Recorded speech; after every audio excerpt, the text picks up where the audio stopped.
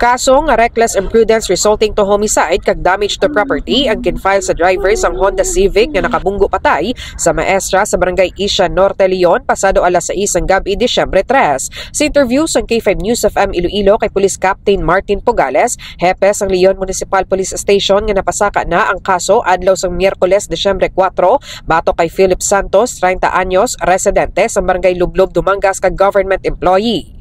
Mga ka-K5 bangod ya sa dulhugon kag korbadahon nga dalan diriya sa may barangay Isaya Norte sa Banwa sang Leon, nagbahar ang maestra nga si Ma'am Lorely de los Reyes nga nagamaneho sang iya nga motorsiklo mga ka-K5 no nga padulong kun taniya sa isa ka clinic para magpa-check up diriya sa nasambitan nga lugar. Ugaling lipod sa iya ihibalo mga ka-K5 nga may isa ka pribado nga salakyan ang nagasunod sa iya nga likod kag tuman kadasig ang pagpadalagan kag bangod sini mga ka-K5 nabungguan ang ining si Ma'am de los Reyes ang ining pribado nga salakyan kung sa diin natumba ang iya nga motorsiklo sa ini nga area mga ka-K5 no kag sa according sa mga naka-witness dire sa nasambitan nga area sang natumba ang motorsiklo sa diriya nga porsyon mga ka-K5 nagbulid-bulid ang maestra mga ka-K5 halin dire sa natumbahan sang iya nga motorsiklo pagadto sa dire no sa tunga ya sang dalan mga ka-K5 kag sa sobra kalikaw sang driver sang salakyan sa motorsiklo nga natumba,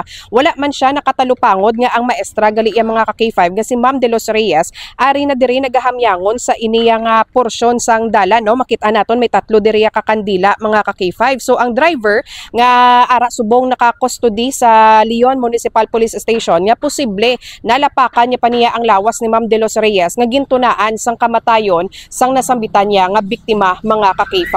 Wala naman nagpalagyo ang driver matapos ginbantayan sang pila ka mga residente kag barangay Tanod tubtob sa pag-abot sang kapulisan.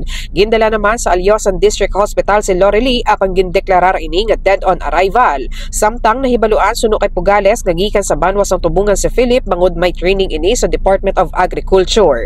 Sa piyak nga bahin ginpahayag ni Nanay Hofelia Tanaya, 75 anyos, nga bugtong sini nga anak si Lorely gani tuman kasakit sa iya blatsagon ang natabo sa biktima. Suno sa iya nga sang tinalikdan nga semana, makapila ka beses nga nagalisensya sa iya si Lorely nga malakat na bangod may gadtuan ini. Sang tinalikdan man nga inadlaw naglisensya man si Lorely sa iya nga mga kaupod nga manunudlo nga malakat naman ini kag iya ginapakadlaw ang iya mga estudyante. Samtang ulihin naman nga lisensya ni Lorely sa iya iloy nga mapa-check up ini bangod sa ginasuprer nga high blood. Live diri sa Banwa sang Leon, ini si K5 Karen Badilla para sa Kampiyon nga Balita, Serbisyo Publiko kag Kalingawan sa Iloilo. K5 News FM.